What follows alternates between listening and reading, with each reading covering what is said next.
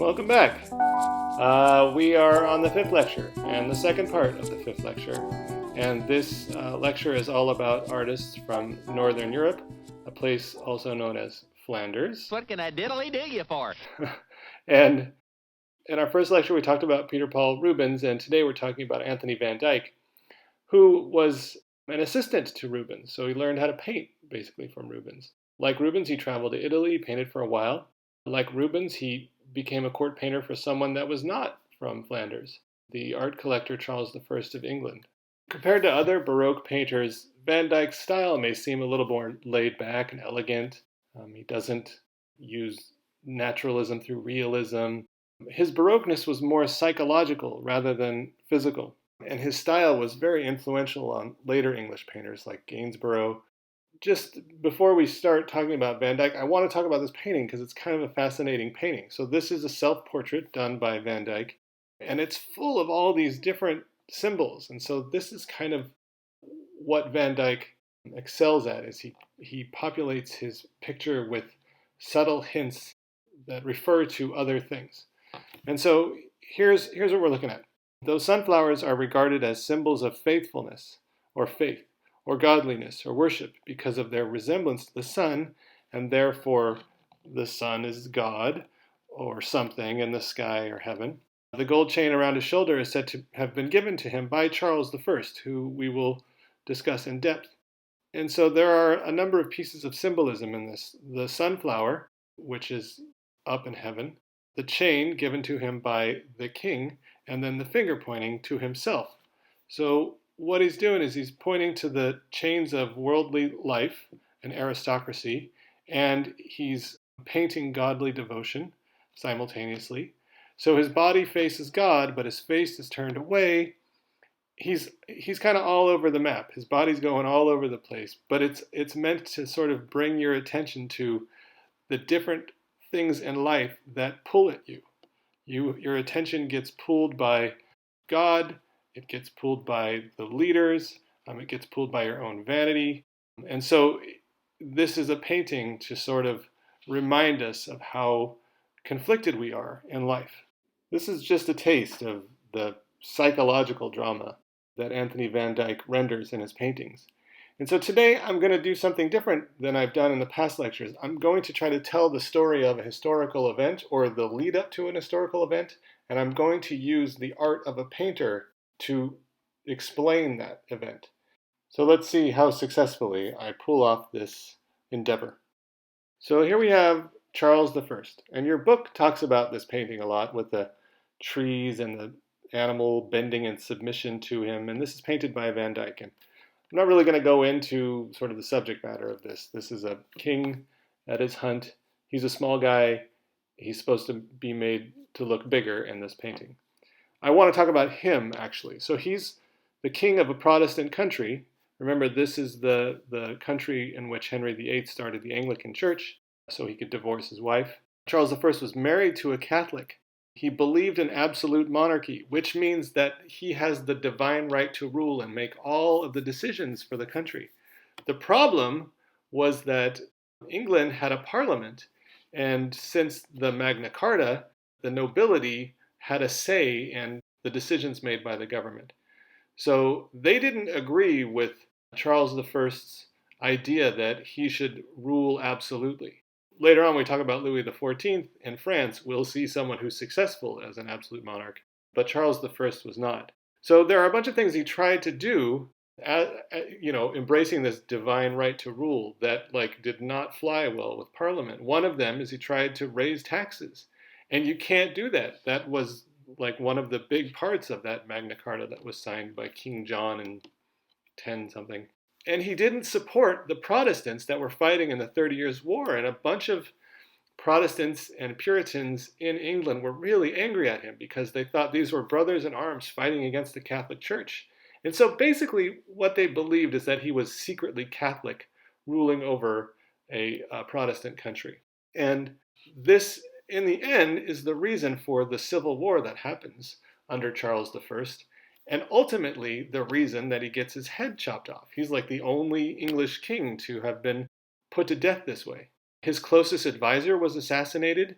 His country was bankrupt, so England was going bankrupt while he was king, even though they weren't supporting the Protestants fighting because they were fighting their own thing.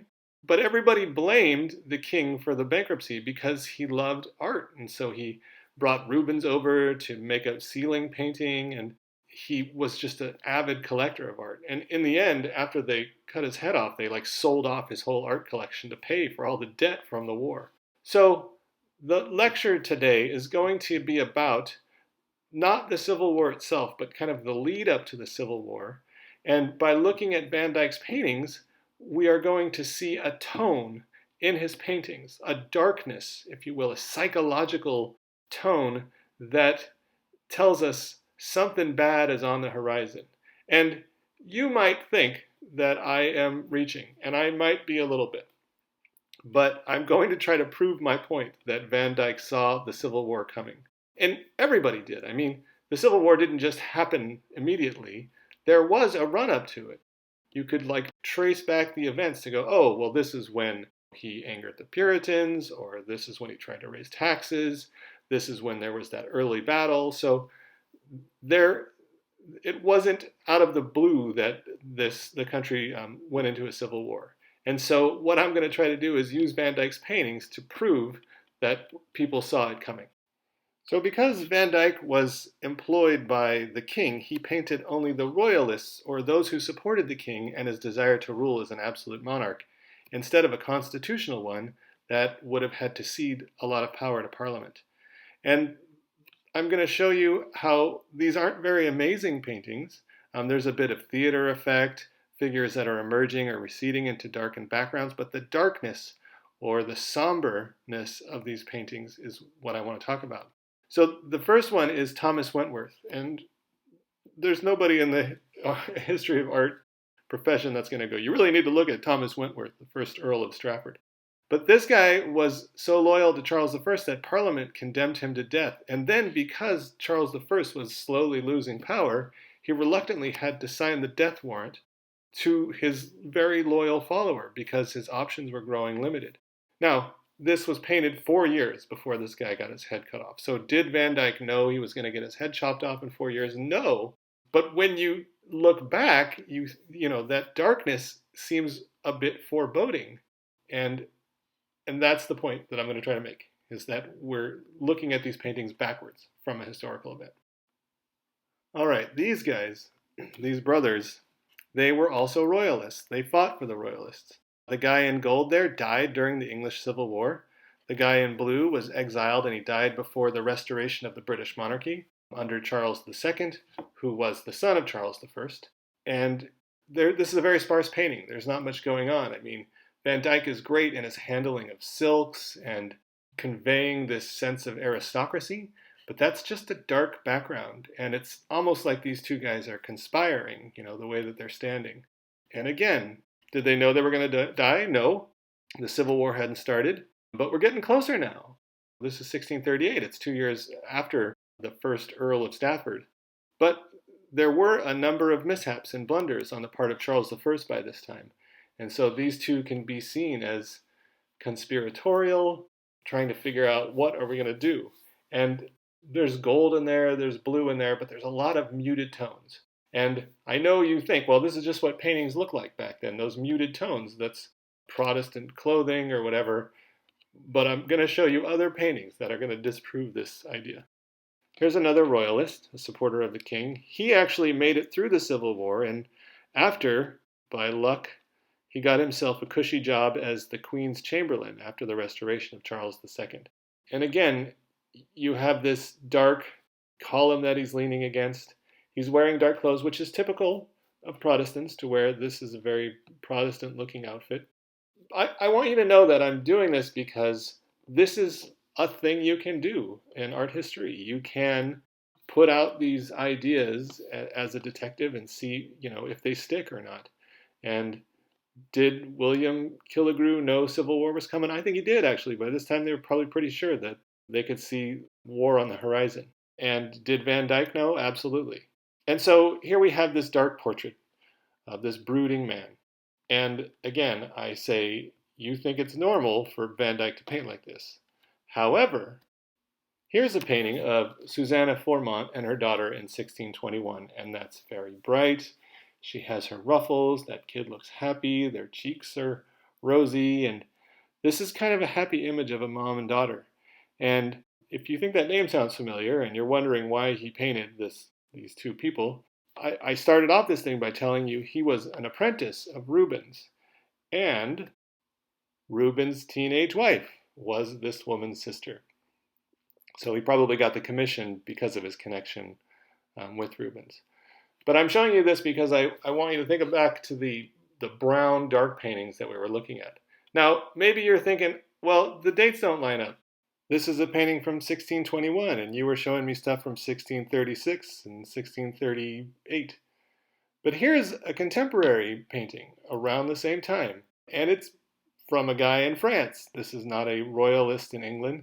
And this is bright and full of cheery clothes. And again, you can say, well, that's just the way they dress.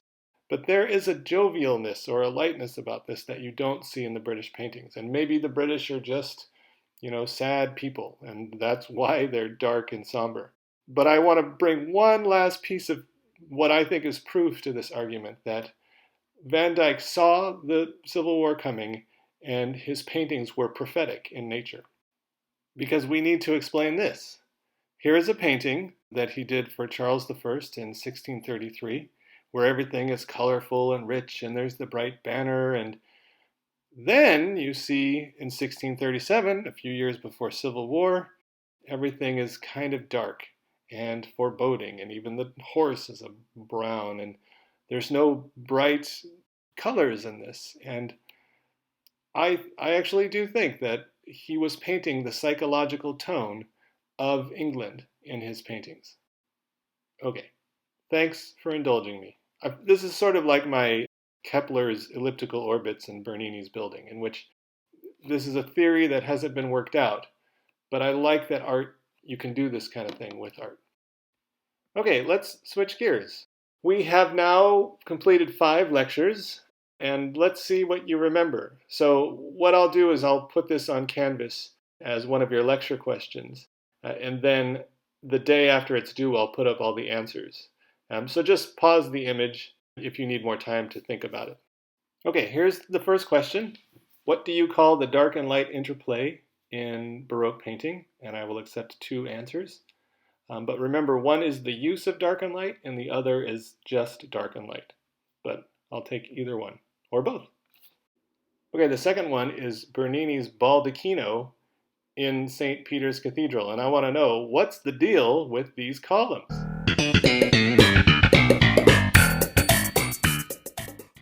Sorry, I'm trying to figure out ways to hold your attention.